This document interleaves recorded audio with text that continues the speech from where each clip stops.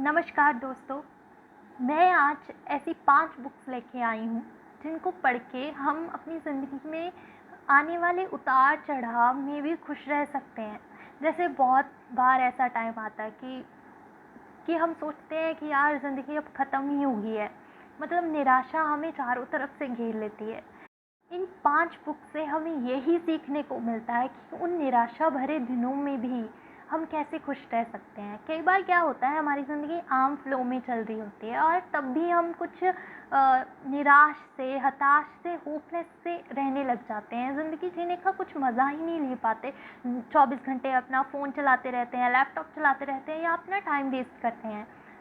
In book से हम सीख सकते हैं कि अपनी ज़िंदगी को 100% तक कैसे जीना चाहिए, कैसे हम अपनी ज़िंदगी में खुश रह सकते हैं। बहुत ही सिंपल रूल्स हैं, बट बहुत ही डीप रूल्स बताए गए हैं इन बुक्स में। चलिए शुरू करते हैं। सबसे पहली बुक है इकिगाई। इकिगाई बुक में जापानीज़ सीक्रेट बताया हुआ है, जिसमें एक लॉन्ग और एक हेल्दी लाइफ जीने का तरीका बताया हुआ है। इस बुक में बताया हुआ है कि ओकिनावा जापान के लोग पूरी ज़िंदगी खुश रहते हैं, फिज़िकली फिट रहते हैं और इनकी उम्र लंबी होती है। इनके पास एक सीक्रेट है जिसे बोलते हैं इकिगाई। इकिगाई इनका एक सीक्रेट है जिससे कि एक हंसी खुशी वाली एक काम लाइफ जीते हैं।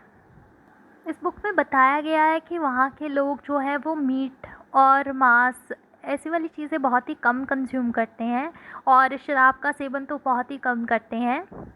ये एक्सरसाइज बिल्कुल नहीं करते। जैसे हम सोचते हैं कि यार एक एक्सरसाइज करना या सुबह जाके सैर करना ये हमारी ज़िंदगी को कुछ लंबा कर सकता है, तो नहीं, वो बिल्कुल भी एक्सरसाइज नहीं करते हैं। तो ये करते क्या हैं? तो ये करते हैं कि लोग बहुत कम खाते हैं, काम ज़्यादा करते हैं और एक दूसरे के साथ बहुत ही कनेक्टेड रहते हैं। फन एक्टिविटीज़ करके एक दूसरे के साथ बात करते रहते हैं, एक दूसरे के साथ कनेक्टेड रहते हैं। और अगर किसी पे कोई भी मुसीबत आती है तो सब मिलके उसकी मदद करते हैं। तो यही छोटी छोटी बातें हैं जो कि ज़िंदगी को लंबा और खुशनुमा बनाता है। इसमें और भी बहुत ही छोटी छोटी ऐसी बातें बताई हुई हैं। ये सिर्फ मैंने एक चैप्टर 1 से बताया हुआ है। जब मैंने इसको रीड किया था तो इसने मुझे बहुत ही इन्फ्लुएंस किया। जब मैंने इनमें सभी तो नहीं, लेकिन कुछ कुछ चीज़ें अपनी ज़िंदगी में यूज़ करने की कोशिश की है और मैं काफ़ी हेल्दी महसूस करती हूँ उन चीज़ों को अपनी ज़िंदगी में यूज़ करने के बाद। I really recommend this book to all of you. इस बुक को 16,000 लोगों ने 3.9 रेटिंग दी है गुडरीड्स पे। आप इसे अमेज़ॉन से ख़रीद सकते हैं। मैंने इस बुक के सबसे कम से कम रेट को यहाँ पे शो किया है और इनके लिंक्स को भी डिस्क्रिप्शन में कम से कम प्राइस वाले ही लिंक्स मैंने ऐड किए हैं। तो आप इसे अमेज़ॉन से इंग्लिश वर्ज़न को 320 में और हिंदी वर्ज़न को 279 में ख़रीद सकते हैं। बात करते हैं अपनी नेक्स्ट बुक के बारे में। ये बुक है जोसेफ मर्फी की लिखी हुई the power of your subconscious mind. ये बुक बात करती है हमारे अवचेतन और चेतन मन के बारे में। हम अपने कॉन्शियस माइंड से अपने रोज़मर्रा के काम करते हैं, जबकि हमारा एक सबकॉन्शियस माइंड भी होता है। सबकॉन्शियस माइंड बहुत ही बड़ा रोल प्ले करता है। हम कैसे सोचते हैं, हमारे साथ क्या होता है, ये बुक में लिखा हुआ है। अगर किसी ने आप में से द सीक्रेट बुक पढ़ी हो, जो कि बहुत ही फेमस बुक है, तो उसे पता है कि ये सबकॉन्शियस और कॉन्शियस माइंड कैसे काम करते हैं। इस बुक में भी वो काफ़ी अच्छे से एक्सप्लेन किया हुआ है। देखिए, अगर हम किसी चीज़ में बहुत ज़्यादा मेहनत कर रहे हैं और कभी कभी मेहनत करते हुए हमारे मन में आता है यार कि क्या मैं ये पा सकता हूँ या मैं ये पा सकती हूँ, तो कई बार अपने आप पे डाउट होने लगते हैं। लेकिन ये बुक हमें सिखाती है कि पॉजिटिव कैसे रहना है, पॉजिटिव थिंकिंग को अपनी ज़िंदगी में कैसे लागू करना है।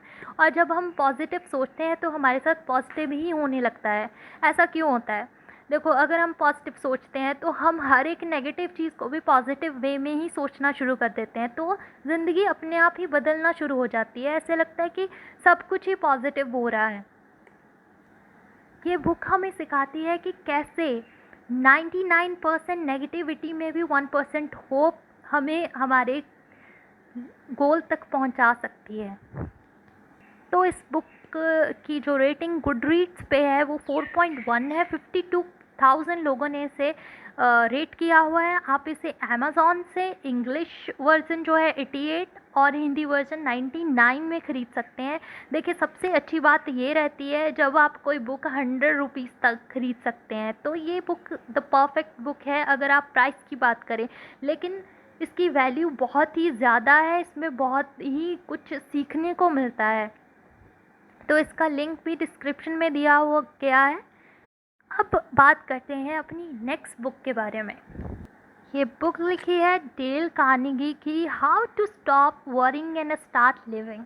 इसमें बताया गया है कि यार, हमारी ज़िंदगी आजकल इतनी तेज़ रफ्तार से दौड़ रही है, इतनी सारी चिंताएं हमें घेरे रहती हैं, हमारा मन 24 घंटे कुछ ना कुछ सोचता रहता है। कभी कोई परेशानी सोचता रहता है, तो कभी कभी कोई नया प्लान सोचता रहता है। तो इन सब चीज़ों को, इन सब भीड़ भाड़ को कैसे रोकें, कैसे अपनी ज़िंदगी में हम खुश रह सकें, कैसे वरिंग छोड़ दें, कैसे ये सारी चीज़ें छोड़ दें, ये नहीं कि जीना छोड़ दें, कैसे हम अपनी ज़िंदगी की नेगेटिविटी को छोड़ेंगे और अपनी ज़िंदगी को खुल के जीना शुरू करेंगे, तो ये इस बुक में बताया गया है।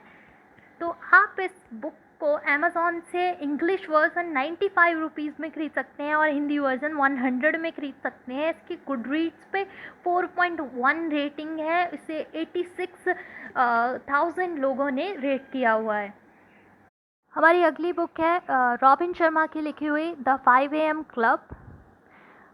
ये बुक हमें सिखाती है कि हम अगर थोड़ा जल्दी उठें, ठीक है, सुबह 5 बजे उठते हैं और हमारे पास काफ़ी टाइम होता है उस 5 बजे से और 7 बजे तक। जब हम 7 बजे के बाद अपने काम पे जाने के लिए तैयार होते हैं, तो उससे पहले हमारे पास 2 घंटे होते हैं। तो उन 2 घंटों को कैसे हम अपनी प्रोडक्टिविटी में चेंज कर सकते हैं, कैसे सुबह के टाइम को हम 100% प्रोडक्टिविटी में कन्वर्ट कर सकते हैं, तो ये इस बुक में बताया गया है। सुबह का टाइम सच में बहुत ही प्रेशियस होता है। उस टाइम को हम अपने 100% गुडनेस के लिए यूज़ कर सकते हैं। जैसे कि उस टाइम को हम एक्सरसाइज के लिए यूज़ कर सकते हैं, दिन में आगे क्या करना है, पूरे दिन का प्लान उस में बना सकते हैं। तो 5 AM क्लब बुक में बहुत ही अच्छे तरीके से उस टाइम को यूटिलाइज़ करने का वे बताया गया है।